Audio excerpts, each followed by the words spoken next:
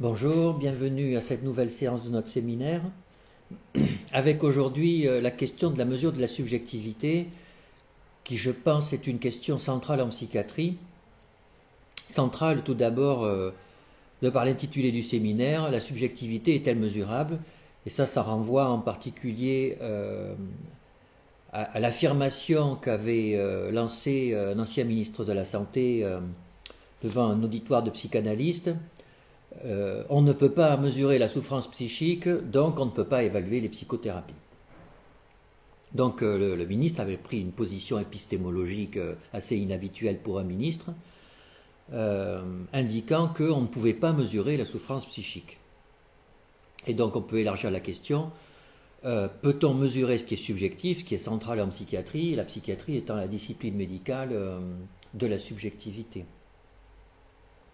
Avec une autre question corollaire d'ailleurs, si l'on pouvait mesurer la subjectivité, devrait-on mesurer la subjectivité en 2009, sachant qu'il existe en psychiatrie de nos jours des mesures objectives qui ont pignon sur rue. Tout d'abord des mesures biologiques de concentration de sérotonine dans les plaquettes, dans le cerveau, etc. Des mesures de flux sanguin cérébraux en imagerie cérébrale fonctionnelle, des mesures issues de la psychologie cognitive avec des temps de réaction. Donc il existe beaucoup de mesures objectives qui sont particulièrement utiles et qui participent au développement de la recherche en psychiatrie. Alors s'il existe des mesures de telle qualité, qu'est-ce qu'on irait faire avec des mesures type questionnaire, êtes-vous triste, êtes-vous fatigué, êtes-vous anxieux, qui étaient plutôt des mesures utilisées dans les années 70-80. À l'époque, on n'avait pas les alternatives objectives. Donc, peut-on mesurer la subjectivité? Doit-on mesurer la subjectivité? Alors, doit-on mesurer la subjectivité?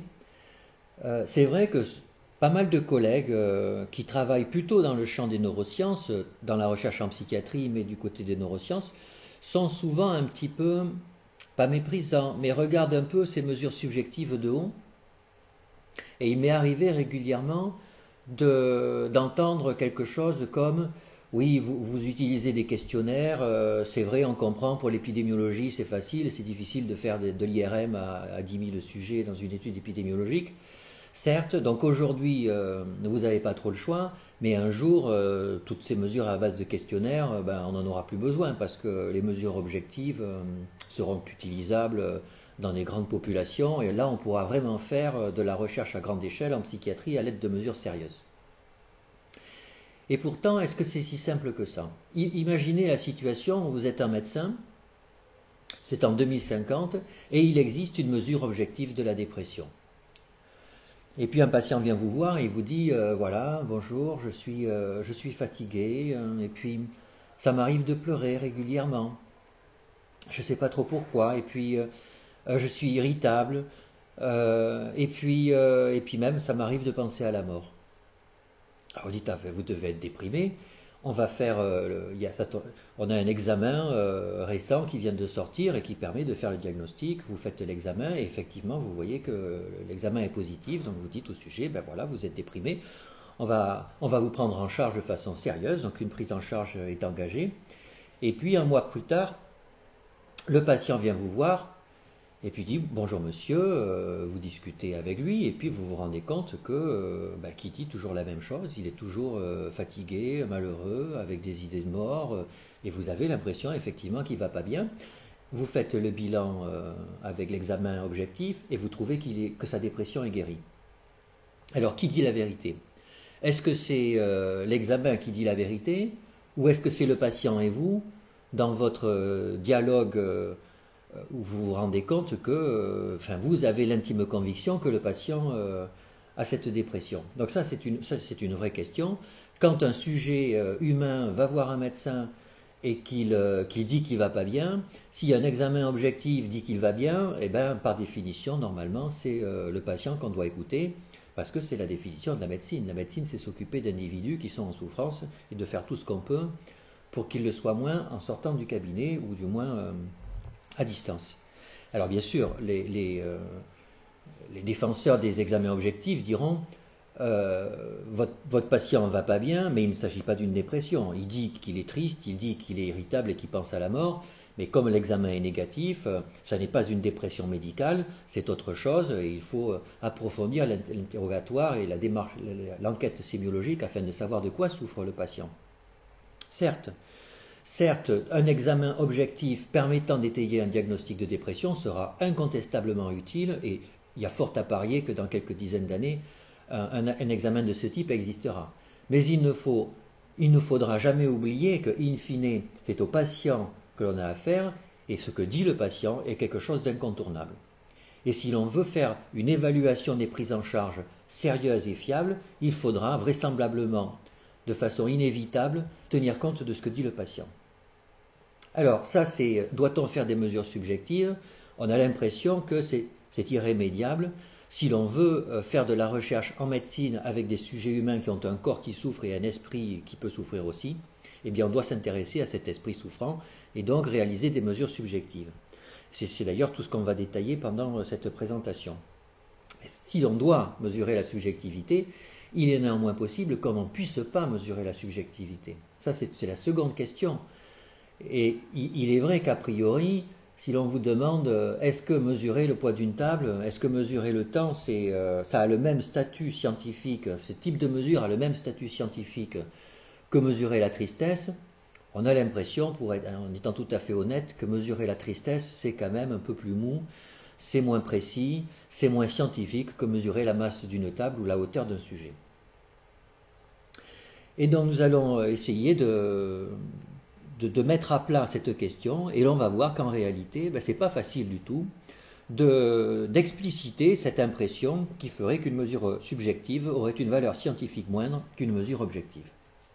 Avant d'aller plus loin, il faut définir les concepts que l'on utilise. Dans ce titre, il y a deux mots-clés, subjectivité et mesure. Alors, qu'est-ce que la subjectivité? Dans le dictionnaire Le Robert, est subjectif ce qui concerne le sujet en tant que sujet conscient. Donc pour le faire plus simple, la subjectivité, c'est ce qui a trait au sujet pensant, l'objectivité, c'est ce qui a trait à l'objet pensé. La définition du concept de subjectivité est une définition relativement simple. La tristesse, ne peut être triste qu'un sujet pensant. Donc mesurer la tristesse, c'est une mesure d'un concept subjectif. Mesurer une tension artérielle, une souris peut avoir une tension artérielle, alors une souris est peut-être un sujet pensant, mais en tout cas, alors un sujet en état de mort apparente en réanimation, on considère qu'il n'est plus un sujet pensant, et pourtant c'est un sujet qui a une tension artérielle, donc la tension artérielle est une mesure objective. Ça c'est la définition du terme subjectif. Pour la définition du terme mesure, là c'est beaucoup plus compliqué, et curieusement, au XXIe siècle, on ne sait toujours pas définir ce qu'est une mesure. Et j'ai entendu une fois Édouard Brézin, l'ancien président de l'Académie des sciences, ancien président de la Société française de physique, dans un congrès dire « Je ne sais toujours pas ce qu'est une mesure, mais ça ne m'empêche pas d'en réaliser ». Donc alors, on ne sait pas ce que c'est qu'une mesure, mais enfin on a envie de dire au quotidien, une mesure, on sait ce que c'est. Alors c'est quoi au quotidien une mesure? On aura envie de dire que c'est attribuer un nombre à une chose. C'est la quantification de l'attribut d'un objet ou d'un sujet en ce qui nous concernerait. Alors, certes, on peut attribuer des nombres à des objets, mais de quel droit peut-on attribuer un nombre à un objet? Je prends un exemple, la mesure du temps. Le temps passe, il faut que j'enclenche ma montre pour ne pas dépasser le temps qui m'est imparti. Le temps s'égrène sur mon chronomètre. On utilise tous un instrument de mesure du temps avec des nombres, d'ailleurs c'est très pratique, ça permet d'être à l'heure au rendez-vous, ça permet de beaucoup mieux organiser sa vie, d'être plus efficace. Mais est-il licite d'attribuer un nombre au temps qui passe? D'ailleurs, au bout du compte, pourquoi attribue-t-on un nombre au temps qui passe? Vraisemblablement parce que la vie des hommes est rythmée par des événements qui reviennent à des durées périodiques. Par exemple, tous les jours, le soleil se lève, tous les ans, le printemps arrive, et donc on peut compter 1 jour, 2 jours, 3 jours, 4 jours. Il est naturel d'inscrire le temps dans le numérique. Alors ça c'est vrai en ce qui concerne une observation de la nature, mais en ce qui concerne le temps intérieur de l'être humain, est-ce qu'il est vraiment licite d'attribuer un nombre au vécu subjectif du temps qui passe? Ça, c'est une question dont la réponse n'est pas évidente du tout. Et pourtant, ça peut avoir des répercussions en recherche clinique. Quand on compare la survie de patients dans un essai thérapeutique qui compare deux anticancéreux, on compare leur durée de survie. Mais leur durée de survie mesurée à l'aide d'une horloge qui mesure un temps objectif, c'est-à-dire le temps des jours qui passent et des années qui passent en fonction du mouvement de la Terre sur elle-même et de la Terre autour du Soleil. Ce temps physique. Mais est-ce qu'il est licite de considérer que, de facto, c'est le temps physique qui permet de traduire au mieux l'efficacité d'un médicament anticancéreux? Est-ce que un médicament qui ferait gagner 1 an de vie à 50% des sujets et 0 année de vie à 50% des sujets, est-ce que ce médicament aurait la même efficacité qu'un médicament qui ferait gagner 6 mois de vie à 100% des sujets? En moyenne, le temps gagné serait le même, mais pour les sujets, il n'est pas sûr que l'effet subjectif de ce gain, dans un cas 1 an ou 0, dans l'autre cas toujours 6 mois, soit comparable. C'est une vraie question épistémologique, on n'a pas de réponse à cette question aujourd'hui, et pourtant ça n'angoisse personne. Personne ne manifeste dans la rue en disant que les essais thérapeutiques en cancérologie sont mal foutus. Personne ne remet en cause la durée de survie objective comme critère d'efficacité d'un médicament anticancéreux. En ce qui concerne les mesures subjectives, on peut se demander pourquoi on se pose tant de questions à propos de leur validité. Donc, mesurer, attribuer une caractéristique à un objet, ça ne va pas forcément de soi, même si c'est quelque chose que l'on réalise au quotidien. Alors, certes, il n'existe pas de définition complètement satisfaisante de la mesure, il en existe cependant plusieurs. Pour les physiciens, on parle d'une approche opérationnelle de la mesure. Ça veut dire quoi? Ça veut dire que, on l'a déjà vu lors d'une dernière conférence, les physiciens ne sont pas très à l'aise avec la réalité. Donc ils disent, les mesures, normalement on mesure quelque chose une caractéristique d'un élément de la réalité. Donc quand on ne sait pas ce que c'est que la réalité, effectivement ça pose problème. Donc les physiciens règlent le problème en disant, je ne sais pas ce que c'est que la réalité, mais je sais que j'ai en face de moi des instruments de mesure, et quand je les mets dans une circonstance bien particulière, ils me donnent des résultats. Et ces résultats, je peux les colliger et puis les donner à mes collègues. Et s'ils font, eux, les mêmes mesures dans les mêmes circonstances, ils obtiennent les mêmes résultats. Et avec ces résultats, je peux faire l'hypothèse qu'il y a des lois qui existent, je peux réfuter ces hypothèses, et ça marche. Et je peux comme ça faire avancer des connaissances, et ça marche vraiment. C'est-à-dire que j'invente le rayon laser, j'invente le moteur à explosion, j'invente tout un tas de choses qui font que maintenant la société fonctionne mieux. Donc c'est pour ça qu'on dit que c'est une théorie opératoire de la mesure. On ne sait pas vraiment ce que c'est que ni la réalité ni la mesure, mais on sait qu'il y a un processus qui permet d'amasser des connaissances et de faire que les choses fonctionnent mieux.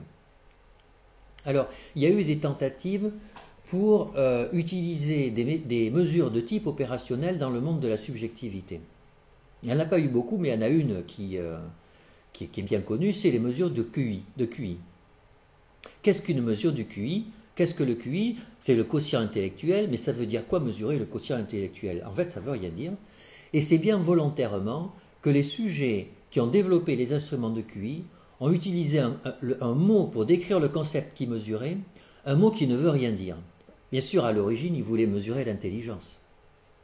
C'était ça. D'ailleurs, tout le monde pense à intelligence quand on pense à QI. Mais les psychométriciens qui ont mis en place des instruments pour mesurer l'intelligence se sont rendus compte qu'ils n'arrivaient pas à mesurer l'intelligence, parce que l'intelligence est un concept beaucoup trop polymorphe pour être enfermé dans un seul nombre. Donc ils se sont rendus compte qu'ils avaient des difficultés pour mesurer l'intelligence, mais ils arrivaient à capturer un construit pas très loin de l'intelligence, plus cognitif que l'intelligence, qui avait une certaine utilité, notamment pour évaluer des enfants ou des adultes, afin de savoir quel était le niveau de leurs problèmes relativement à leur fonctionnement cognitif.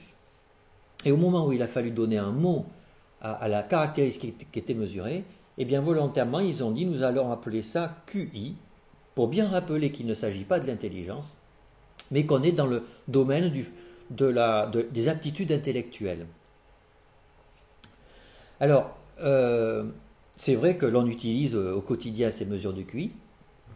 C'est vrai que de Se rappeler que le QI ne mesure pas l'intelligence, c'est quelque chose qui cliniquement est important, qu'il faut rappeler aux parents. Quand vous avez des parents qui viennent avec un enfant où il y a un dépistage de retard mental parce qu'on s'inquiète d'un échec scolaire, si vous avez un QI à 60 ou à 70, eh bien, au moment où vous annoncez le retard mental, il faut faire attention aux mots qu'on utilise, puisque le QI est un instrument qui officiellement ne mesure pas l'intelligence. Et ça n'est pas qu'une coquetterie, ça n'est pas du misérabilisme où on euphémiserait les mots pour ne pas vouloir dire quelque chose de blessant aux parents, c'est la réalité. Le QI ne mesure pas l'intelligence, donc il n'y a pas à dire qu'il y a un défaut d'intelligence chez un enfant qui a un QI bas, il a simplement un QI bas, et donc c'est un facteur de mauvais pronostic de son insertion scolaire si l'on ne prend pas des mesures appropriées.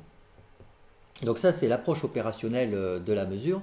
Alors, dans le domaine de la psychiatrie et plus généralement de la médecine, il est difficile d'utiliser le paradigme de la théorie opérationnelle de la mesure. Pourquoi? Parce que imaginez que vous ayez une mesure de la douleur qui relève de la théorie opérationnelle de la mesure.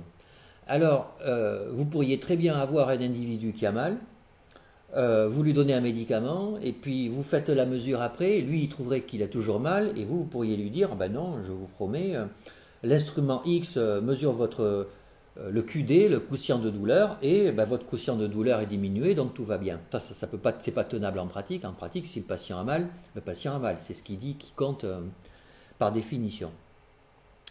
Et donc, on ne peut pas utiliser à des fins cliniques, et donc vraisemblablement pas en recherche médicale, un instrument qui fonctionnerait juste dans un univers platonicien pour lequel on ne saurait pas vraiment ce qu'il mesure. Alors ça peut être utile en recherche biomédicale extrêmement théorisée et académique. Mais dès que c'est une recherche appliquée au niveau du patient, c'est quand même difficilement tenable. On est obligé d'avoir des mesures qui mesurent quelque chose qui correspond vraiment, qui est directement en lien avec l'état de santé du patient, avec sa plainte. D'où la théorie opérationnelle de la mesure, difficilement utilisable dans le monde des mesures subjectives. Alors quelle est l'alternative? Eh bien, l'alternative, c'est la théorie représentationnelle de la mesure. Dans cette théorie, la mesure est un nombre, certes, qui n'est qu'une représentation numérique de la caractéristique mesurée. Représentation, ça veut dire quoi? Si on prend la tristesse, par exemple, on peut dire que quelqu'un est plus ou moins triste, ça fait sens. On peut dire il est un peu triste, il est très triste, il est moins triste, il est plus triste. Et on voit que les mots sont un peu limitatifs. On peut dire il est un peu, il est moyennement, il est beaucoup, mais tous les intermédiaires, on a du mal à trouver les qualificatifs qu'il faut. Pourquoi ne pas se représenter le niveau de tristesse de quelqu'un à l'aide d'un nombre qui a la qualité d'être continu, et donc il sera plus fin dans la possibilité de représenter le niveau de tristesse. Il va être plus fin, et qui plus est, on va pouvoir s'en servir à l'aide des mathématiques et faire des moyennes de niveau de tristesse pour comparer des groupes, après avoir pris des traitements par exemple, ou tout autre type de recherche. Mais il faudra toujours se souvenir que le nombre n'est que la représentation de la chose mesurée. Le nombre ne se substitue pas à la caractéristique mesurée, et c'est vrai qu'il y a un petit piège en pratique, c'est que dans notre société, le nombre a un poids, un statut tellement fort que quand on dit de quelqu'un il est très triste, ou quand on dit tout d'un coup il a un niveau de tristesse de 4 sur une échelle qui va de 1 à 5, eh bien dans le deuxième cas, on a l'impression qu'on a enfermé la tristesse avec beaucoup plus de rigueur, avec un caractère plus définitif qu'en donnant simplement un mot. Et ça, c'est quelque chose qu'il faut éviter. Dans ce cadre-là, le nombre a juste un statut de représentation de la chose exactement au même titre que les mots. Donc ça, c'était à propos des définitions. Maintenant, on va rentrer dans le vif du sujet. Alors, peut-on mesurer la subjectivité? Et si oui, est-ce que le statut de ces mesures a le même niveau de scientificité que les mesures comme la tension artérielle, une virémie de HIV, etc. Alors, au premier abord, on a bien l'impression que c'est un peu la catastrophe. C'est ce que je disais dans mon introduction. Mesurer un niveau de tristesse, ça n'a pas l'air très solide scientifiquement. Ne serait-ce que parce que la tristesse, tout simplement, on ne sait même pas la définir. Et d'ailleurs, si vous allez dans un dictionnaire le plus banal, vous verrez tristesse à voir avec celui qui est triste, et au niveau de celui de triste, ça va renvoyer à tristesse, et vous pouvez faire l'expérience sur un dictionnaire pas terrible dont je ne mentionnerai pas le nom, c'est ça qu'on trouve. Dans un bon dictionnaire comme le Robert, vous avez une définition plus fine de la tristesse, c'est un état affectif pénible, calme et durable. État affectif, pénible, calme et durable, ça ressemble bien à ce qu'est la tristesse, mais manque de chance, si vous prenez le remords, c'est aussi un état affectif pénible, calme et durable. Et pourtant, le remords, ça n'est pas de la tristesse. Donc, il semble bien qu'on ait des difficultés à définir la tristesse. Et donc, si on ne sait pas définir la tristesse, comment voulez-vous la mesurer? Et donc, le problème serait réglé. Alors, le problème serait réglé, sauf que, on a vu tout à l'heure que l'on mesurait le temps qui passe. Et ça pose de problème à personne. Et comment vous définissez le temps? Personne ne sait définir le temps, et d'ailleurs il paraît que dans aucune société on ne sait définir le temps. Et pourtant on le mesure tous les jours, et encore une fois, il n'y a pas d'angoisse métaphysique majeure à mesurer le temps. La tristesse, on ne sait pas ce que c'est de notre côté, enfin plutôt on ne sait pas la définir, mais est-ce que c'est vraiment gênant, puisque tout le monde sait ce que c'est que la tristesse? Et quand je vous ai dit que le remords, ça n'était pas la tristesse, tout le monde était d'accord, parce que nous savons exactement à quoi correspond le remords, nous savons exactement à quoi correspond la tristesse. Si je vous dis que j'ai vu un tel hier et qu'il était très triste, vous imaginez immédiatement l'état subjectif dans lequel il était. Donc ne pas pouvoir définir la tristesse, ça n'est pas quelque chose d'irrémédiable dans le but de le mesurer.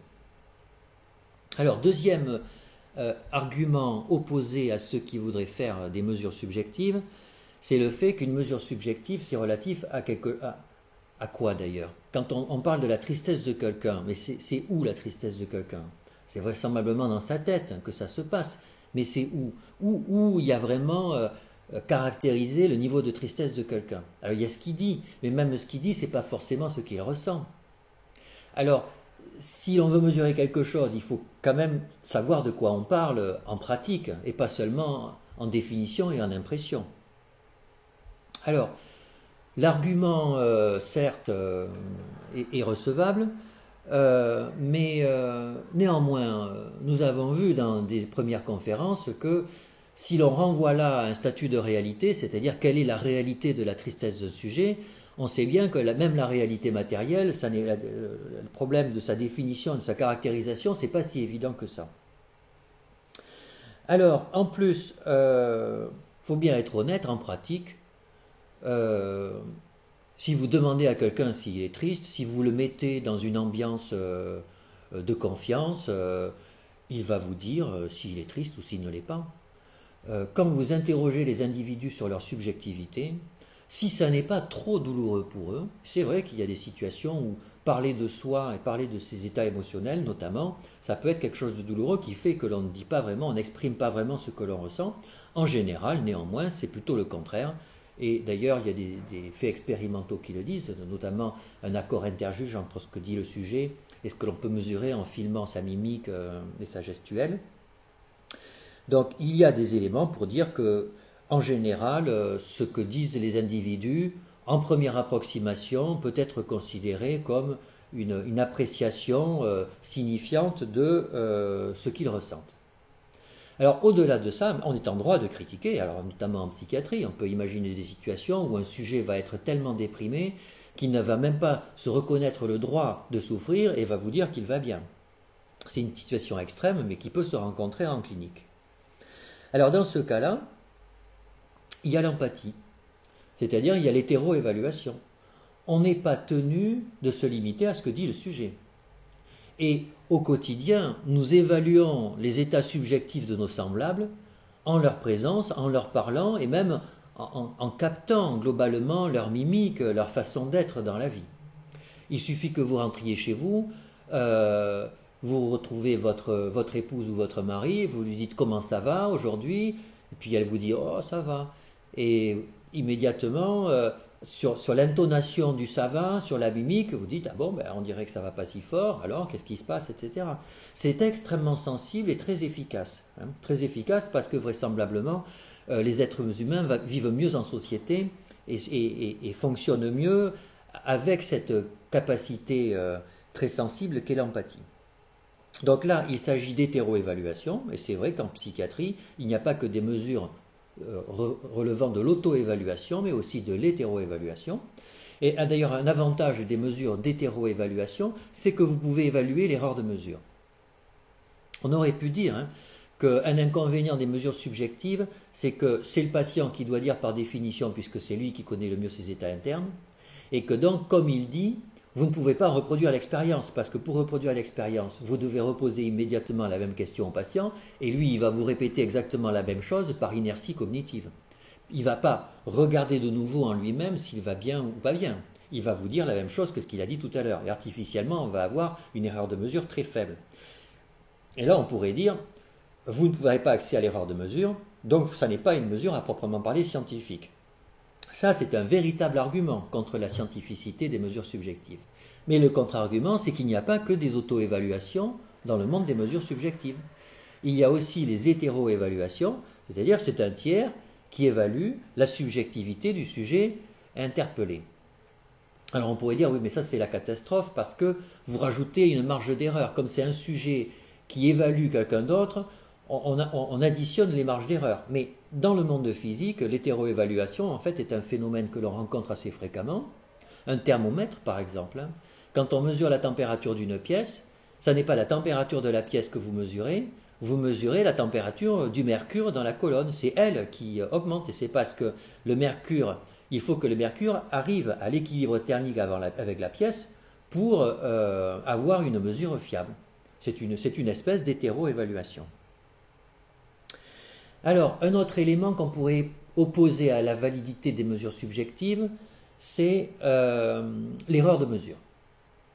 Les mesures subjectives, mesurer la tristesse, il va y avoir une erreur d'appréciation qui va être importante, alors que mesurer le poids d'une table, on peut mesurer le poids d'une table avec un nombre de chiffres après la virgule colossal, et que c'est ça qui constitue la différence entre les mesures subjectives et les mesures objectives.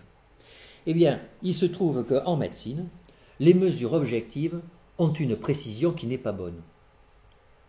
Vous pouvez prendre la quasi-totalité des champs de mesure, une virémie HIV par exemple, c'est tellement mauvais qu'on l'exprime en log à base 10. Donc c'est par puissance de 10 que l'on fait la mesure, et il y a même un seuil d'indétectabilité en dessous duquel l'instrument ne peut pas dire combien il y a de virus. Quand vous prenez en radiologie par exemple, en échographie, la longueur d'un fœtus évaluée à l'échographie obstétricale, suivant que le fœtus tourne dans le ventre de sa maman, l'échographiste va avoir une appréciation de la longueur du fœtus avec une certaine marge d'erreur. En anatomopathologie, quand vous essayez de faire un accord interjuge entre même des diagnostics de certains types de tumeurs hépatiques, vous avez un désaccord interjuge important, sans parler de la tension artérielle. Quand vous mesurez une tension artérielle au brassard, tout le monde sait que entre un moment et puis 2 minutes plus tard, vous pouvez avoir des valeurs de tension artérielle systolique qui varient de 14 à 12, voire même 15. Donc en médecine, les mesures ne sont pas précises. Alors que dans le monde des mesures subjectives, par exemple dans le domaine de la dépression, qui semblerait particulièrement délicat à propos de l'erreur de mesure, des expériences ont été faites en filmant simplement quelqu'un 5 minutes avec comme phrase amorce « Comment allez-vous ?» Vous donnez les vidéos à des cotateurs externes, et bien là, où on leur demande quel est selon vous le niveau de sévérité de l'état dépressif du patient en cote de 1 à 7, le coefficient de corrélation intraclasse de ces mesures peut être aussi haut que 0,8, qui correspond à un très bon niveau de corrélation, d'accord interjuge. Donc contrairement à ce qu'on pourrait penser, les mesures subjectives n'ont pas nécessairement, tout au moins dans le champ médical, de niveau d'erreur de mesure supérieur aux mesures objectives. Donc on voit que les premiers arguments spontanés que l'on aurait à opposer à la scientificité des mesures subjectives ne tiennent pas la route. Voyons un peu dans le détail maintenant s'il y a des convergences que l'on pourrait trouver ce coup-ci entre les mesures objectives et les mesures subjectives. Alors premier point, quand on regarde l'évolution technologique des mesures objectives, on trouve un peu le même phénomène. Si vous voulez mesurer le poids d'une table, quelle est la première approche que vous allez avoir ? Vous allez donner votre impression sur le poids de la table. Vous allez dire c'est très lourd, c'est un peu lourd, c'est trop lourd, c'est extrêmement lourd. Eh bien, il y a des instruments de mesure subjective qui fonctionnent comme ça. Un instrument très utilisé, la CGI, Clinical Global Impression, impression clinique globale, est un instrument, donc le voilà, en fonction de votre expérience clinique totale avec ce type de patient, quel est le niveau de gravité de l'état dépressif du patient? Normal 1, à la limite 2, légèrement malade 3, modérément malade 4, manifestement malade 5, gravement malade 6, parmi les patients les plus malades 7. Voilà. C'est extrêmement rudimentaire, mais vous capturez le patient dans sa globalité. Et puis, c'est très rapide à faire. C'est-à-dire qu'avec ce type d'instrument, vous bénéficiez de l'aptitude que le médecin a à capturer un sujet dans sa globalité, à faire une synthèse de l'ensemble des informations dont il dispose à propos du sujet. C'est ce qui fait d'ailleurs que ces instruments sont très utilisés en recherche clinique et tout particulièrement dans les essais thérapeutiques. Donc, premier paradigme de mesure, l'impression de la grandeur. Deuxième paradigme, pour mesurer le poids de la table, ce que l'on utilise aujourd'hui, c'est un étalonnage du poids avec le kilogramme. Alors, est-ce qu'il y a des mesures avec des mesures subjectives qui recourent à l'étalonnage? Oui, tout à fait. Là, plutôt que de donner des impressions, légèrement malade, modérément, etc., vous allez proposer des petites phrases qui correspondent à une situation clé, à des vignettes clés, à un système d'étalonnage. Voilà un instrument de mesure de la somnolence. Vous voyez que là, choisissez la phrase correspondant au mieux à votre état de somnolence actuel. Énergique, tout à fait réveillé. 1. État d'éveil très bon, mais pas le meilleur, capable de me concentrer. 2, etc., etc., jusqu'à, par exemple, sédation moyenne, je commence à perdre l'envie de rester éveillé, je suis ralenti. Là, ce n'est pas légèrement endormi, modérément endormi. On vous propose une espèce de petite phrase qui décrit l'état de somnolence de quelqu'un. C'est une espèce d'étalonnage. En psychiatrie, la plupart des échelles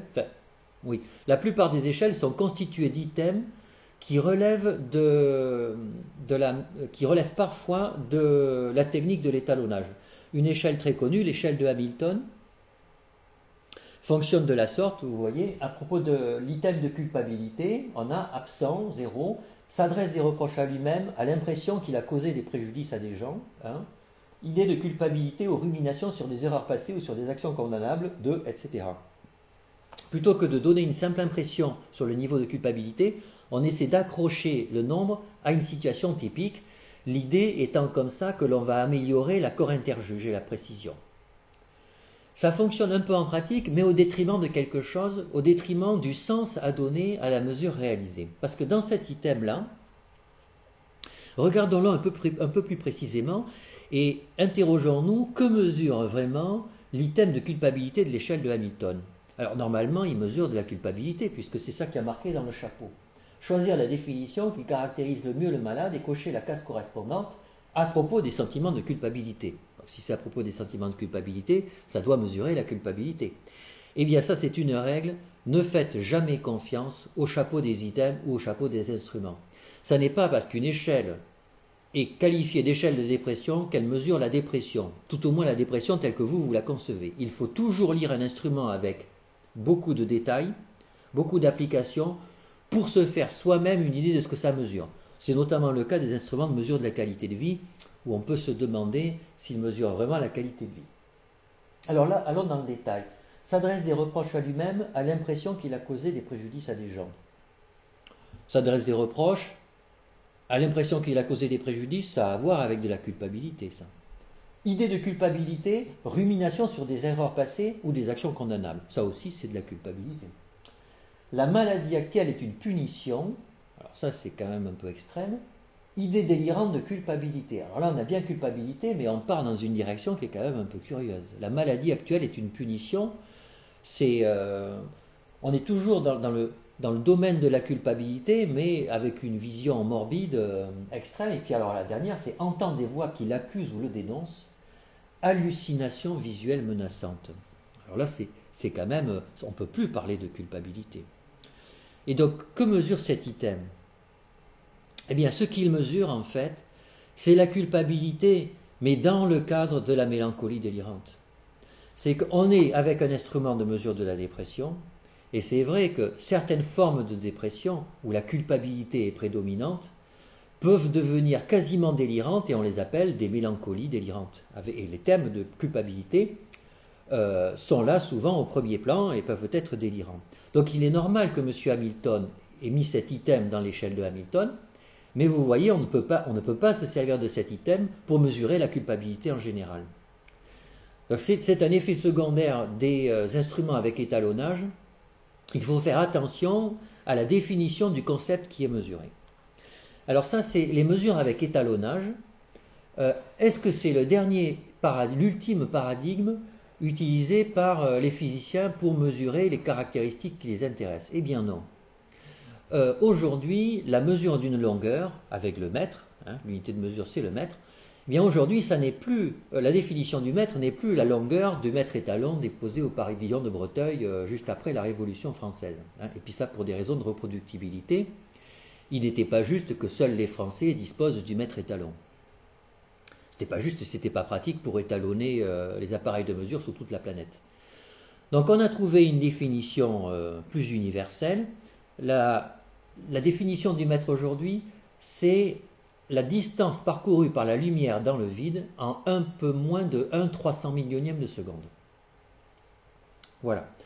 Alors, cette définition, pourquoi pas, interpelle immédiatement quand on y réfléchit un petit peu, parce que elle n'est valide que si la vitesse de la lumière dans le vide est une constante.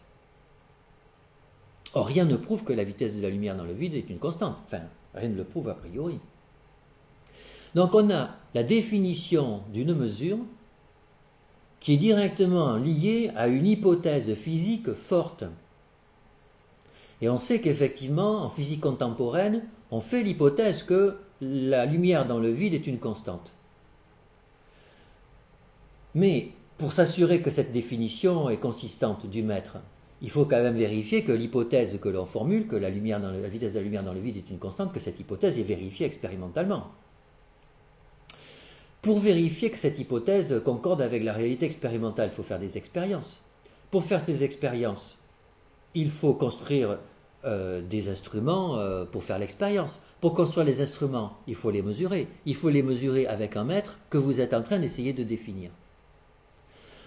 On est dans une situation aujourd'hui où la définition du mètre, la définition de la mesure d'une longueur, est directement liée en fait avec un corpus de connaissances expérimentales. Le tout fait une masse consistante, homogène. Et le jour où la vitesse de la lumière dans le vide ne sera plus constante, eh bien la définition du mètre s'effondrera. Le jour où on remettra en cause la relativité, et ce jour arrivera sûrement une fois, puisque en physique on montre que chaque fois qu'on fait des hypothèses, un jour elles sont battues en brèche, il suffit d'avoir des instruments assez fins.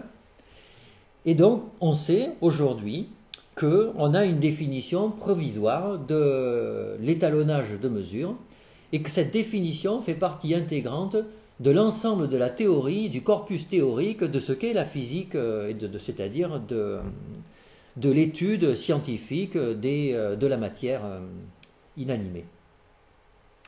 Alors là, donc, on est dans un autre paradigme, le paradigme de la mesure théorisée.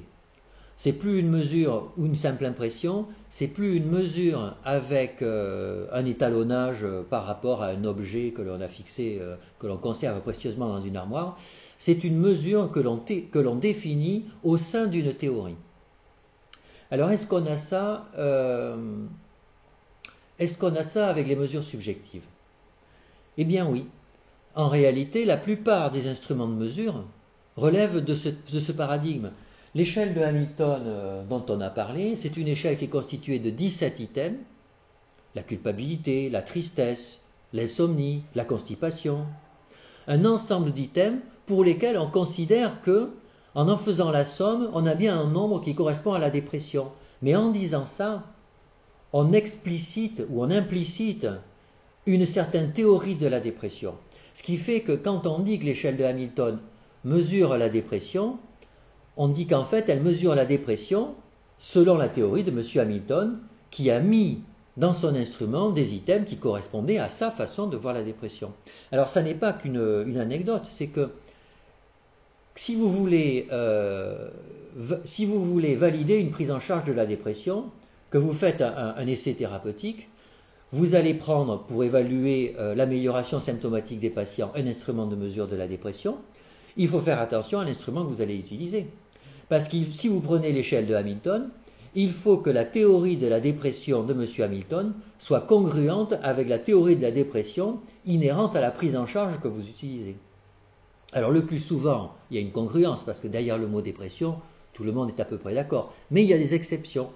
Et par exemple, certains psychanalystes utilisent le concept de dépression pour une acception qui n'est pas tout à fait la même que celle des psychiatres biologistes qui, eux, utilisent l'échelle de Hamilton. Et il ne faut pas s'étonner à ce moment-là qu'en utilisant l'instrument comme l'échelle de Hamilton, on n'arrive pas à mettre en évidence que certaines thérapies dites être utiles dans la dépression on n'arrive pas à montrer qu'elles sont efficaces. Voilà, donc on se rend compte effectivement qu'il y a une convergence dans l'évolution des paradigmes de mesure de l'objectivité et de la subjectivité, avec dans un premier temps, on donne une impression de la grandeur, dans un deuxième temps, on étalonne, et dans un troisième temps, on plonge de la mesure dans un champ théorique. Alors, certes, à ce stade de la présentation, on se rend compte qu'il n'y a pas tant de différence que ça entre les mesures objectives et les mesures subjectives. Et pourtant, mesurer la tristesse, c'est pas pareil que mesurer la masse d'une table. Alors, qu'est-ce qui fait que l'on ressent une différence entre ces types de mesures? Alors, la première explication serait que la tristesse c'est subjectif et que la masse de la table c'est objectif. Certes, mais on ne peut pas reprocher à une mesure subjective de mesurer une caractéristique subjective. C'est inhérent au type de mesure. Au-delà de ça, il est possible que la différence qu'il y a entre ces mesures subjectives et ces mesures objectives relève précisément de la richesse des champs théoriques dans lesquels elles s'inscrivent. Je m'explique. Si vous mesurez la tension artérielle, et c'est une mesure pas totalement imprécise, très imprécise, on l'a vu tout à l'heure. Vous pouvez avoir 11 comme 15, et il faut répéter la mesure dans des conditions extrêmement standardisées pour avoir le début du commencement d'une mesure fiable, et encore le mieux c'est d'utiliser un appareil automatique. Donc la tension artérielle mesurée le matin à la visite avec un brassard, le résultat n'est pas bon métrologiquement, et pourtant ça n'angoisse personne d'utiliser cette mesure. Il n'y a pas de problème épistémologique au lit du patient à utiliser un brassard pour mesurer la tension. Pourquoi? Parce que quand vous mesurez la tension artérielle, vous pouvez vous représenter exactement ce que veut dire la mesure. Vous gonflez le brassard, le sang dans les artères du bras ne passe plus, parce que la pression à l'intérieur du brassard est supérieure à la pression à l'intérieur de l'artère humérale. Vous relâchez progressivement la tension du brassard.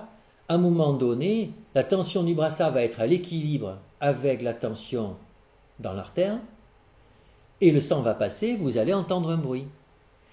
Et la pression du sang dans l'artère, eh bien vous savez qu'elle est liée en amont au cœur qui pompe et qui envoie le sang avec une certaine pression dans l'artère. Quand vous faites votre mesure de la tension artérielle au brassard, vous savez ce que vous mesurez, même si c'est imprécis, parce que vous pouvez vous représenter le processus de mesure.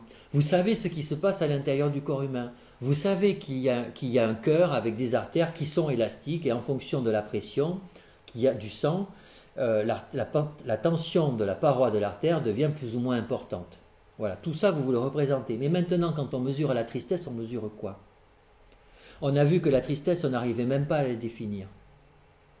Donc, même si vous pouvez mesurer la tristesse avec une théorie représentationnelle de la mesure, c'est-à-dire en attribuant un nombre pour se représenter le niveau de tristesse, même si c'est assez fiable en termes métrologiques, c'est-à-dire que l'erreur de mesure n'est pas mauvaise, vous ne pouvez pas intégrer la tristesse dans un champ théorique qui fait que ça fait sens de la même façon que la tension artérielle fait sens en se représentant le fonctionnement du corps humain.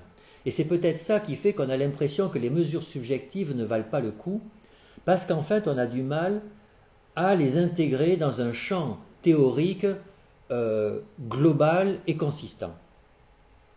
Le problème étant, vous savez que dans le domaine des caractéristiques subjectives, il n'y a pas seulement mais plusieurs champs théoriques.